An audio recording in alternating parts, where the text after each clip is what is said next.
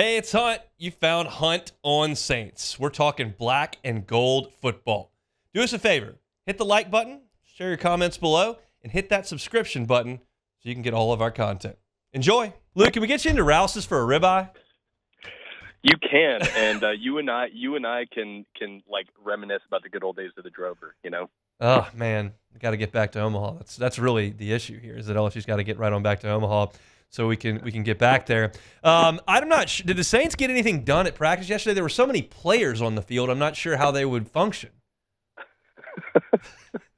Yeah, it was a sight for sore eyes. Like I'm ready to not watch like a preseason lineup take the field for a regular season NFL game. So it was honestly like a lot of really good news for the Saints.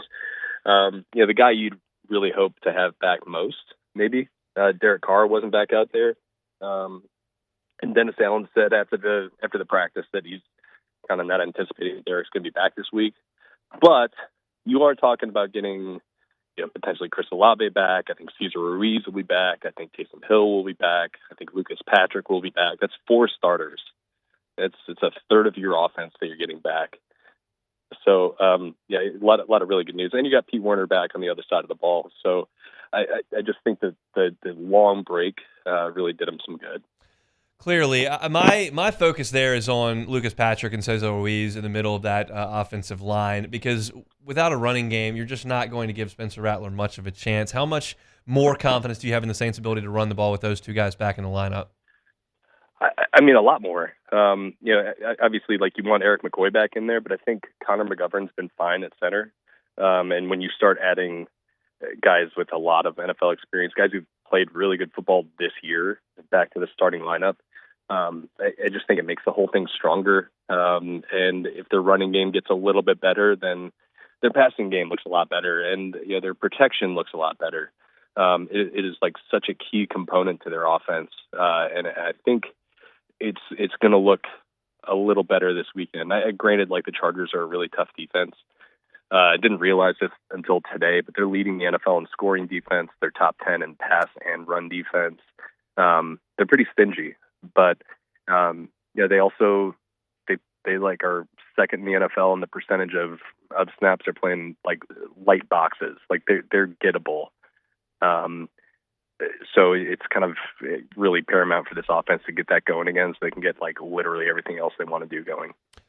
What'd you like from Spencer Rattler last week? Last week? Yeah. I like the fact that you get to just like flush that game and forget it existed. I mean, it was such a bad situation he was dropped into. You're playing behind almost a completely backup offensive line, playing without your top 2 receivers. They just had no chance against like a very good Broncos defense. So like there wasn't really anything that you could point back to from that game and say I like that. But I did think he looked really good in like spurts in the first game. I think it's way too early to like bail on him as a prospect. So I'd expect a better performance from him this week, especially getting some of these guys back. And I do think that he's a really poised player. I think he gives them some elusiveness and mobility in the pocket. So I think that we'll see something better from him this week, assuming he's going to start. But last week, I don't think there's anything that you can take away from that as positive.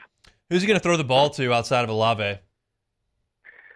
So I wouldn't expect like Marquez Valdez-Scantling to play like Rashid Shaheed number of snaps, but I think he's going to be out there and running some of those vertical routes and creating some space with his speed. Outside of that, the fact of the matter is they have to get some of these other guys involved. They have to get Juwan Johnson to be a part of this passing game. We've been saying that for 2 years now. Who knows if it's ever going to happen? But they got to try. Because the nice things you've seen out of Bub Means, some of these other guys, it's just it's not really good enough, And I also want to see them try to get Kendre Miller involved in like the screen game and stuff like that. I think that was a really nice part of his game in his rookie season. He didn't get like a lot of opportunities there, but like the few that he did, he looked really comfortable running that sort of stuff. I think that can give him some like easy shots to kind of get into the flow and rhythm of the game, and see where that takes him. Well, we're on the offense. We might as well just stick with Kamara here. What do you think about the contract extension, the numbers, and the type of player that he can be for those 2 years? Yeah, I mean, like I get like some of the criticism of it, mainly from the standpoint of like this team is short on resources and committing 2 more years to a player who's going to be in his early 30s by the time the end of the contract is over. Like I understand that, but I think some of the stuff about like 30-year-old running backs is getting kind of proven to be overblown at this point. I think teams are smarter about how they manage these guys younger in their careers, and they're getting into their 30s playing at a higher level than they did 5 years ago. I mean, Derek Henry's on pace for a 2,200-yard season right now. Aaron Jones is having a really, really nice season for the Minnesota Vikings. He's 30 years old. Raheem Mostert set a career high in rushing last year at 31. Like it's possible for guys to play well into their 30s, and I think Alvin has played really, really well this season outside of the games where he's just been in this terrible situation. So it has to be right around him. There's a criticism to be made there. It's not like he's going to take over a game, but when the situation is right, he's still a special player. And then when you look at, I mean, if they would have released him next year, which is like what would have happened, that last year the contract was never going to happen. He's going to count the same against the cap next year that he would have if he was released. So like you're essentially getting him for free next year, right? Like you're getting the player at the cost that it would have like costed to not have him on the team. So like I have absolutely no problem with it. And just speaking personally, like it's nice having somebody like Alvin to talk to in the locker room. Like he keeps it real. And he's like a fun guy to cover.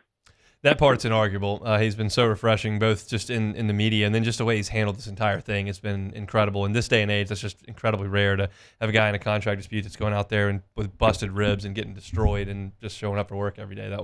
That's been incredibly refreshing from my perspective. All right, let's talk about the defense because they hadn't been that hurt and they're not stopping anybody. So what's the biggest issue? It's everything. I mean, I think it starts and stops at the run game, right?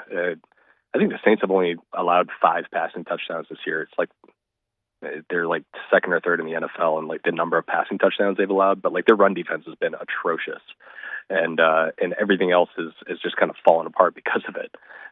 So like since week 3 in this 5-game losing streak, they've given up 901 rushing yards, 6 yards per carry, 26 explosive runs in 5 games. Whoa! 26 explosives in 5 games. Yes. Jeez Louise. And look, it's all over the place. Like 2.62 yards before contact per next gen stats. That is worse in the NFL and is on track to be the worst in the NFL by any defense since 2018. You watch some of these explosive plays and like people you expect to make plays like Demario Davis are either missing tackles, they're in the wrong gaps. There was one Bo Nix run where he went 32 yards on a quarterback sweep where like the entire offense was moving in one direction and DeMario for some reason ran to the complete opposite side of the field. It's not good, and it's not good on every level, like the coaching, the pre-snap communication, the execution of the plan after the snap. It's like all been broken. The one thing that I could say is, okay, this is maybe a positive, is like they seem to have recognized that during this long break, during all this self-scouting. I think they really legitimately do have smart defensive coaches, so maybe they can get a fix, because I still think they have the players. But like they got to get that turned around if they're going to be even remotely functional as a defensive unit. I realize we're talking about essentially 2 different sports, and he wasn't even at this game, but Jim Harbaugh's team last year never threw the ball in the second half of a game and won. So if you don't stop the run, he will run it a lot. And are you figuring that's what you're going to see on Sunday? Yeah, absolutely. Like if I was the Chargers, I'd want to run the ball about 50 times against the Saints defense. And they've got a really good offensive line. They've got some really good young players. Guys who can make a difference against a defensive line that has just frankly not held up its own end of the bargain. So like that's fully what I'm expecting this week, even though they have like a mutant at quarterback who's really, really good.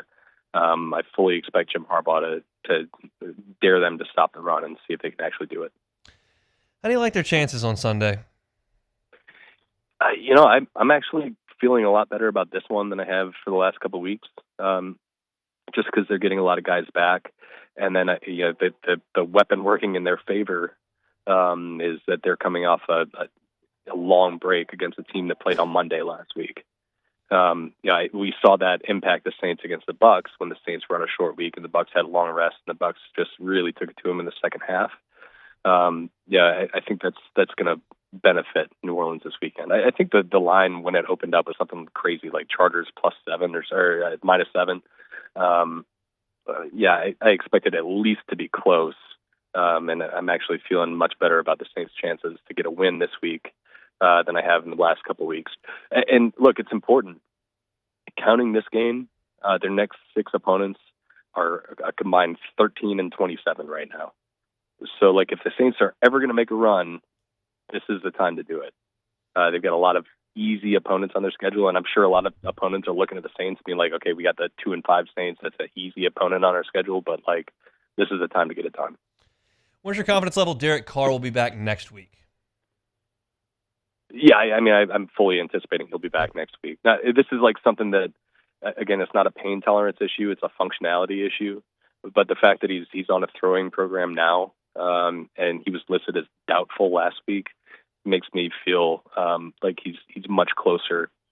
And maybe if it's not this week, I feel like next week is the target. Sounds good. Enjoy LA. Thanks, Luke. Thanks, buddy. Hey, it's Hunt. Thanks for watching Hunt on Saints. Before you leave, help us out a little bit. Hit that like button, leave your comments in the section below, and hit that subscribe button so you get all our content right here from Hunt on Saints. We'll see you next time.